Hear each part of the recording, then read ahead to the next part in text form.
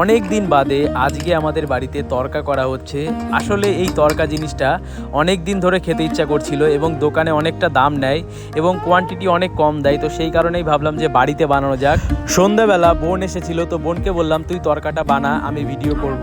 আর এখানে দেখো বোন তরকাটা বানানোর জন্য প্রস্তুতি নিয়ে নিয়েছে। তেলের মধ্যে কেটে রাখা যে সবজিগুলো ছিল সেগুলো একে একে দিয়ে দিয়েছে। তারপরে যে করে রাখা মশলা ছিল সেই মশলার মধ্যে লবণ এবং পরিমাণ মতন হলুদ দিয়ে সেদ্ধ করা যে ডালটি ছিল সেটি দিয়ে দিয়েছে।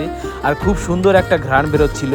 আচ্ছা, তরকা দিয়ে রুটি তোমাদের কীরকম লাগে অবশ্যই কমেন্টের মাধ্যমে জানিও। তরকা করতে গেলে যে ডিম দিতে হয় সেটা আমরা ভুলে গেছিলাম। তখন আমরা রুটি ভাজার তাওয়ায় করে ডিমটাকে ভেজে নিচ্ছিলাম, যেহেতু কড়াইয়ের মধ্যে তরকা করা হচ্ছে আর কিছু নেই, তো সেই কারণেই রুটির তাওনার মধ্যে আমরা ডিমকে ভেজে নিয়েছিলাম আর ডিমটাকে দিয়ে দিয়েছিলাম তারপরে। আচ্ছা, তরকাটা দেখতে তোমাদের কিরকম লাগছে অবশ্যই কমেন্টের মাধ্যমে জানিও। কথা বলতে বলতে আমাদের রান্না প্রায় কমপ্লিট হয়ে গেছে। তারপরে আমি আমার খাবারটা নিয়েছিলাম আর তরকাটা দেখো একদম দোকানের মতন লাগছে, খুব সুন্দর হয়েছিল। তো ভিডিওটা যদি ভালো লাগে একটা লাইক করো। দেখা হচ্ছে পরের একটা ভিডিওতে।